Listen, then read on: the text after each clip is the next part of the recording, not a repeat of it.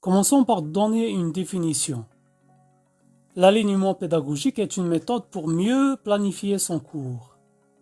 On dit qu'il y a alignement pédagogique lorsque les objectifs d'apprentissage sont cohérents avec les méthodes pédagogiques et les stratégies d'évaluation mises en œuvre. C'est cette cohérence qui va permettre un apprentissage durable et en profondeur de l'étudiant.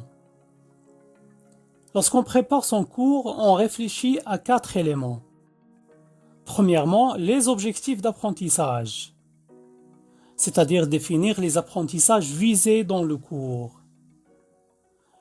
Lors de cette étape, on se demande qu'est-ce que les étudiants doivent être capables de faire avec les contenus donnés.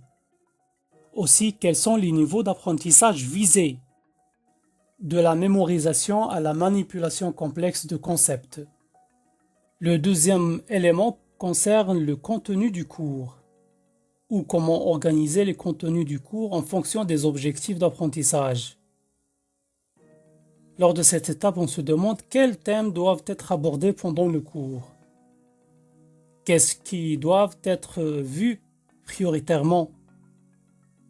Ou qu'est-ce qui peut être survolé si le temps manque? Ou quels sont les sujets qui doivent être abordés en profondeur?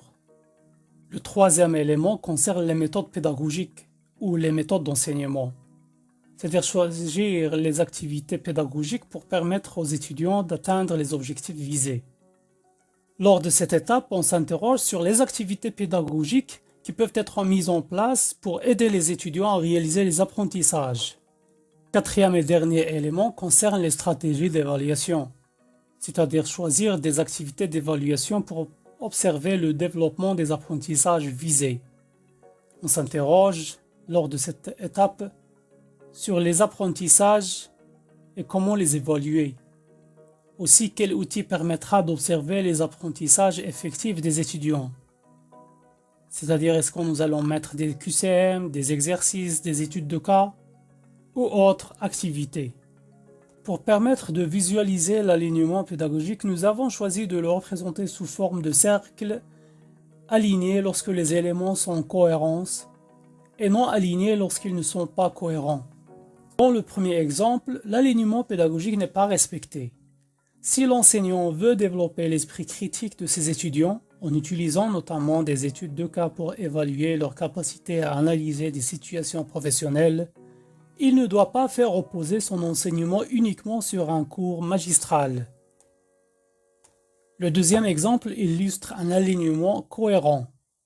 L'analyse critique sera travaillée activement en pratiquant des mises en situation, des études de cas et des textes, discussions, des échanges et des simulations.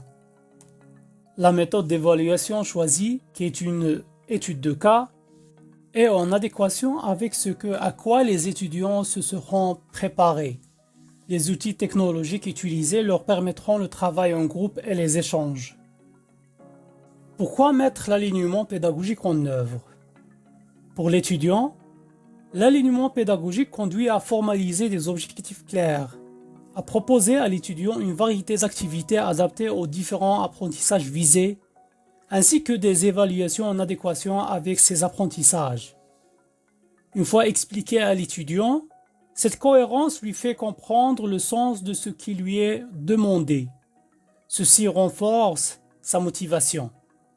La diversité des activités le rend plus actif, ce qui augmente son apprentissage en profondeur.